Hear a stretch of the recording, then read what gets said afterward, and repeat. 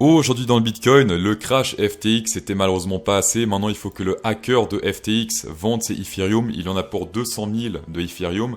Il a vendu pour, il me semble, 30 millions hier. Qui est donc ce hacker FTX? Qui est donc ce hacker FTX?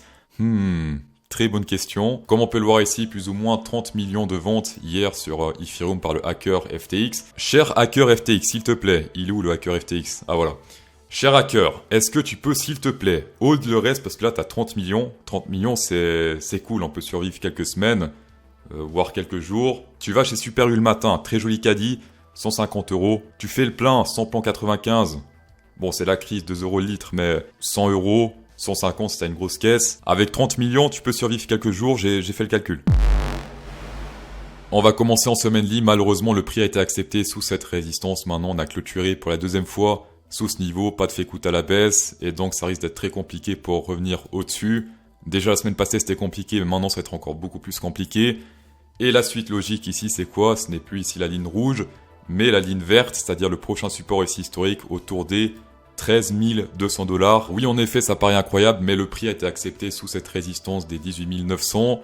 Et si le prix a été accepté sous ce niveau, eh bien, il faut voir s'il sera accepté également au prochain support qui est actuellement autour des 13 200, ce qui peut faire encore très mal. Bon, allez, on est à 16 000, 3 000 de plus, 3 000 de moins, on n'est plus à ça près. Dans tous les cas, prochain support historique, ATH 2019, c'est pas vraiment un ATH, mais voilà, sommet 2019.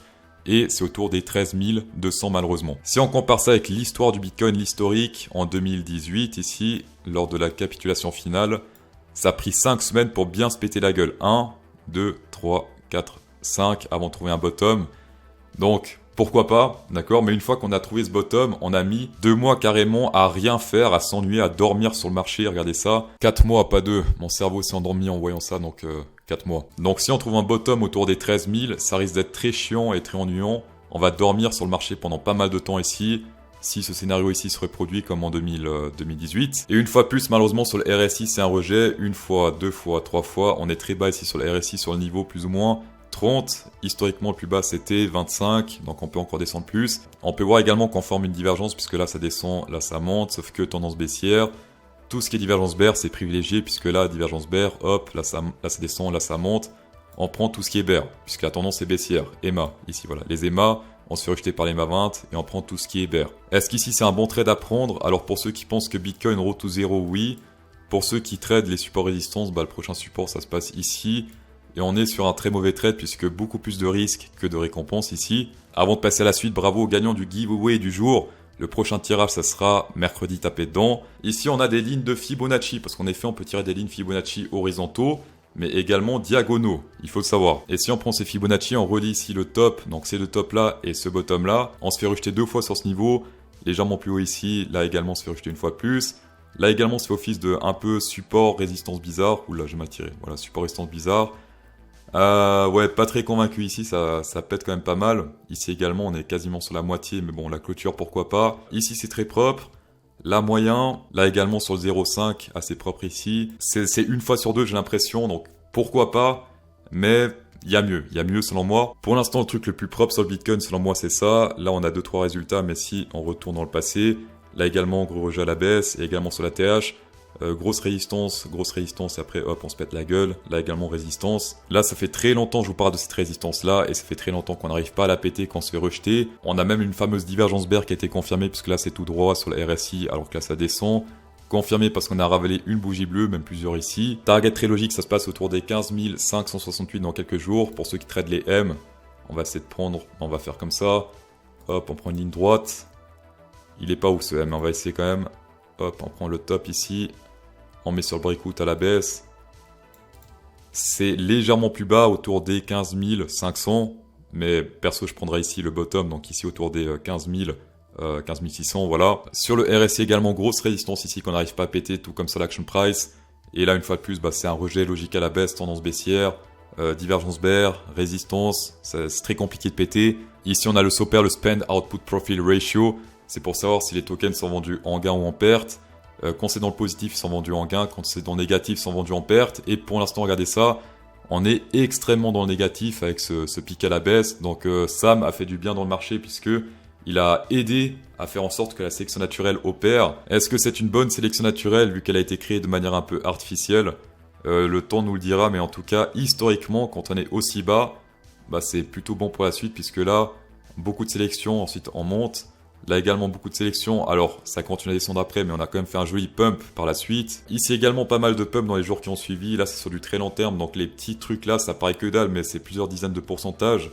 Ensuite bah, c'était le bottom, historiquement c'était plutôt bon signe, là également crash Covid, après c'était un bottom pour aller toujours plus haut, et là c'était l'été 2021, ouais c'était là, petit crash ici et après tout de moon. S'il n'y avait pas cette affaire FTX, bah j'aurais clairement all-in, mais vu qu'on sait pas ce qui se passe avec les exchanges potentiellement insolvables, qui vont suivre, ça risque d'encore faire mal. En plus, on a les 300 millions Ethereum là qui risquent de se faire dumper encore, ce qui va impacter également le prix du Bitcoin. Personnellement, sur ce dump, je suis moins FOMO que sur les dumps précédents. En fort hour candle sur le Bitcoin, ça se pète bien la gueule. On a retesté la première résistance Fibonacci ici, hop, retest avant de se péter encore plus la gueule. Hier soir, sur Twitter, j'ai dit quoi? Bitcoin 1 hour. Les spots continuent la distribution encore et encore. Bombe à retardement. Et qu'est-ce qui s'est passé ensuite? Donc là, ça descendait pendant que là, c'était plus ou moins un range. On était encore sur une bougie bleue hier et ensuite, sélection à la baisse malheureusement. Niveau Space Algo, on est sur un ABCD potentiel entre les 15 300 et les 14 200. Donc si on descend dans cette zone-là, historiquement, il y en a juste un qui a foiré, c'est lui, en 4 heures. Donc lui, hop, on n'a pas atteint la target. Tous les autres, lui c'était bullish, on est monté. Lui c'était également un bat bullish, on est monté. Shark bearish, on s'est pété la gueule.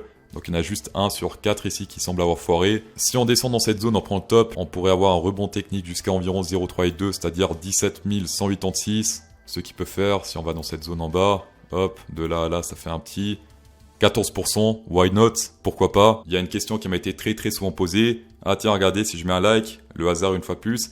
Alors les gens disent, ouais, CryptoSauce, est-ce qu'il faut que je prenne le cours CryptoSauce ou devenir mon Platinium? Parce qu'en effet, c'est deux offres qui sont différentes, c'est deux choses différentes. Le cours Trading CryptoSauce, c'est vraiment pour avoir le niveau que j'ai dans les vidéos. Donc s'il y a des choses qui sont pas très claires pour vous dans les vidéos, vous comprenez pas trop, vous aimeriez savoir plus, prenez le cours CryptoSauce, ça va même un peu plus loin que dans les vidéos. Et pour ceux qui souhaitent aller encore plus loin que dans les vidéos CryptoSauce, vous pouvez devenir Platinium. Ici, on vous partage des indicateurs premium, donc rien que pour ça, vous avez plus qu'un retour sur investissement. Vous avez pas mal de documentation dans des vidéos, mais surtout le plus intéressant, c'est les live streams Platinium 5 fois par semaine, lundi à vendredi. Ici, on partage toutes les infos majeures on-chain, et s'il y a des choses qui sont pas très claires, à la fin, vous pouvez directement poser vos questions dans le chat. Il y en a pour tout le monde, et pour ceux qui veulent juste faire du trading, et bien les gros bonus over en description également sur Bybit, BitGet et Binance. Tapez dedans. On va passer au round Ethereum en semaine en logarithmique. Attention, ce gros support risque de devenir résistance d'ici quelques jours, voire quelques semaines, puisque si on pète ça à la baisse, eh bien, résistance pour aller toujours plus bas. On pèterait également ce 0,32 Fibonacci pour aller road to ici, 0,5 qui est 659 $. Bon après avec tout ce qu'on a pété historiquement, je veux dire YOLO quoi. Hein. Ethereum en joli, on continue le massacre. Ici, résistance qu'on n'arrive pas à péter, tout comme sur le Bitcoin.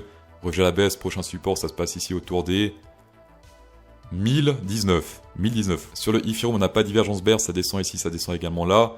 Mais sur le Bitcoin, oui. Et vu que le Bitcoin, c'est un peu la locomotive, eh bien, sélection naturelle. Pour ceux qui tradent les annonces, attention à mercredi, entre 11h et 16h. Attention, ça peut avoir un impact après 16h également. Pour l'instant, sur le SP500, il n'y a pas grand-chose qui change. Grosse résistance Fibonacci ici. Ce qu'il faut, c'est péter cette résistance Fibonacci, ainsi que cette résistance descendante diagonale pour aller toujours plus haut. On n'arrive même pas à péter la première résistance Fibonacci, donc ça va être compliqué sur l'SP500. Dans tous les cas, merci d'avoir checké cette vidéo sur un plaisir. Spécial Go 10% de rabais avec CryptoSauce 10, tapez dedans. Insérez un pouce bleu dans cette vidéo pour incrémenter encore plus le plaisir. Et bonne soirée.